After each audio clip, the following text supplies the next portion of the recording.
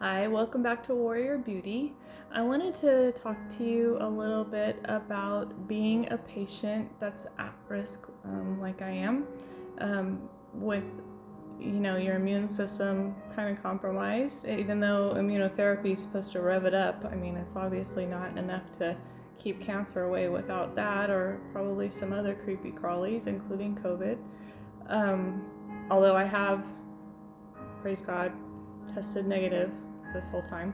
And yes, they test me every 2 weeks when I'm in the hospital. It's not fun.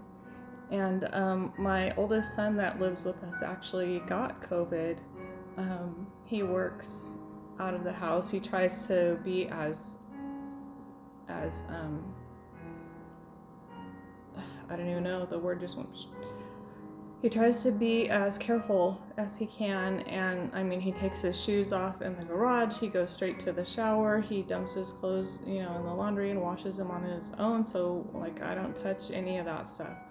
Um, we just, he does all he can, hand sanitizer, and he wears a mask when he can, but I don't know where he got it from, to be honest. I think a couple people that come into his work, an actual couple, a husband and wife, came in with it, and he must have, I don't know, if one of them coughed or sneezed or he touched something they touched, but he was fine. He was very non-symptomatic. He just had a tiny bit of a scratchy throat, just felt really, really tired.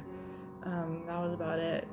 So when he got, and his room is in the front of our house and our room is in the back of the house, so that was good.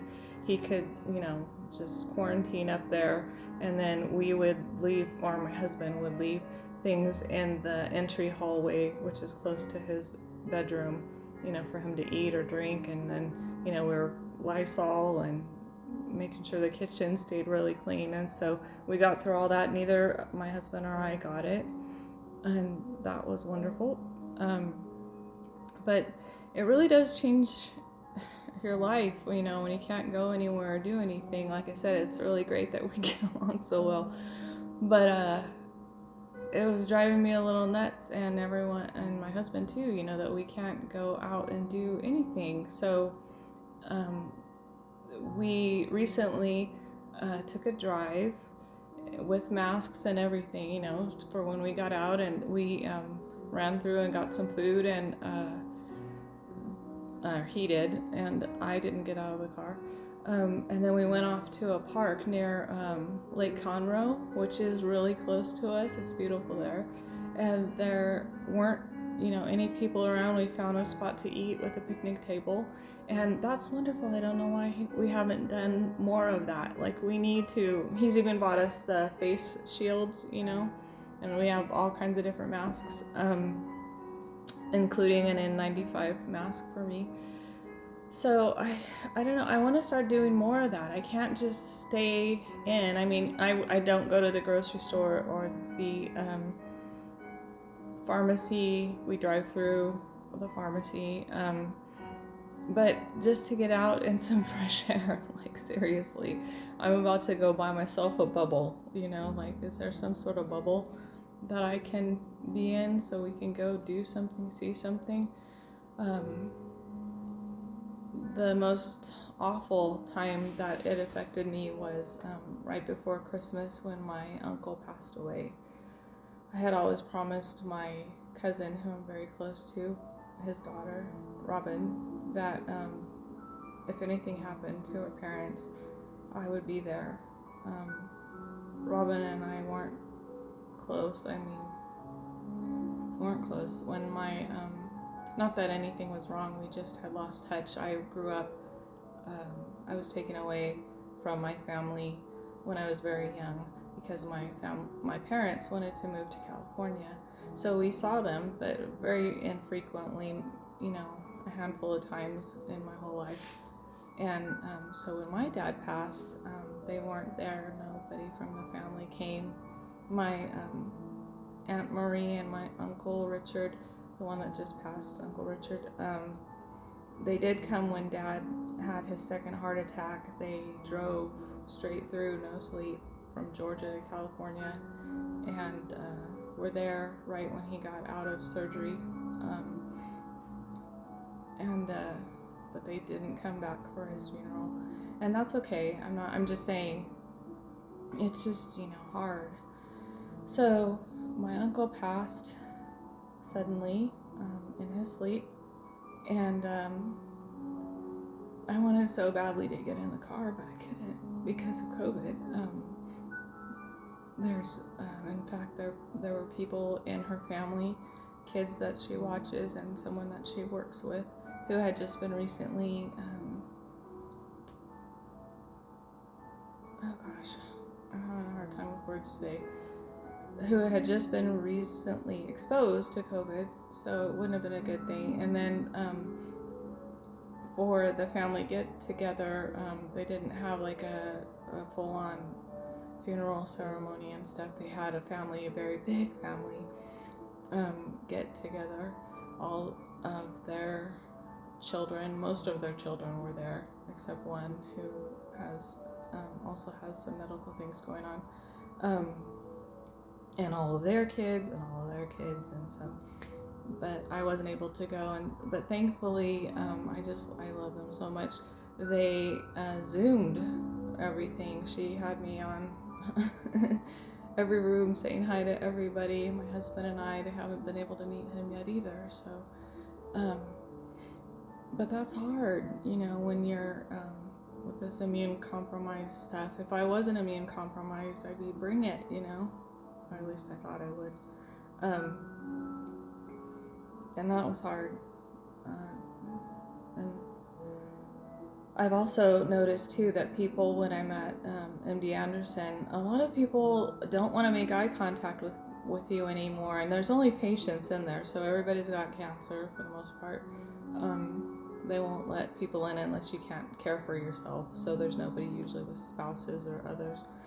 But everyone, since this COVID thing, it's like nobody says good morning, nobody says anything, and I make a point of it. I'm walking through the hallways to my appointments or getting my blood drawn or whatever, and when I pass people in the numerous hallways and tons of elevators, I say good morning, and I've even had conversations with people. They'll be like, how are you? I'm well.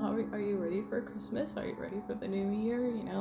And talk. Or sometimes there's people that are new and you can tell they're confused. Like I said, there's a lot of elevators. You have to go up to this floor, over to that. It's a lot, miles. And sometimes I'll see someone standing there and you can just tell they're like, where do I? And I'll stop and be like, do you need help? And they'll say, oh, I'm looking for the lab or something, and I'll tell them where, this elevator, that floor. But I just encourage everyone that if you're out and about at all, say something to people. We can't lose ourselves, and the country's in a mess, and the COVID thing is scary, but we're still here. We're still, be kind to people. I just encourage you to reach out, even if the other person isn't saying something, even if they don't make eye contact. Say good morning, good afternoon, have a good evening, I don't know, say something.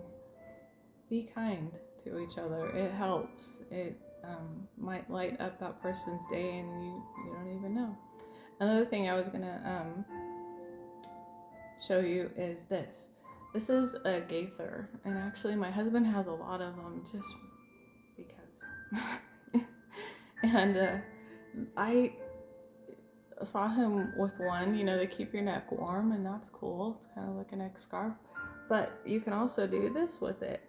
Keep your ears warm in the wintertime, keep your mask covered, maybe like I'm just wearing black, but maybe you're wearing a cute outfit, and you can even put a regular mask under this because this is just thin fabric, but then cover this up so it's not just all mask-tastic, I have a green one on so it will bring up my eyes.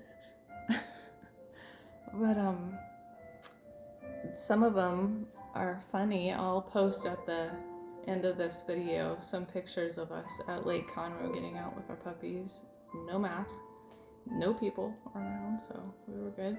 And my husband going to the optometrist with me yesterday. It's not a gaither. Well, it's kind of a bigger mask, but It's a mask with something funny on it, and you'll see what I'm talking about in the picture. But I laughed and laughed. So just going to the optometrist is like a big deal. I can get out and like actually go to something. But just be yourself, please. Like, nothing in this world is going to resolve unless we talk to each other. And with social media is going by the wayside and all the stupidness in the world, we really need to support each other and just to say hello and give some encouragement doesn't hurt anybody. So that's about all I have to say about that, except I hope and pray this COVID thing goes away this year, because life needs to get back to some sort of normal balance again. So I hope you're all well, and blessings to you all for the new year, and just choose to be happy and kind and peaceful. That's the best thing we could all do. I'll talk to you soon. Bye.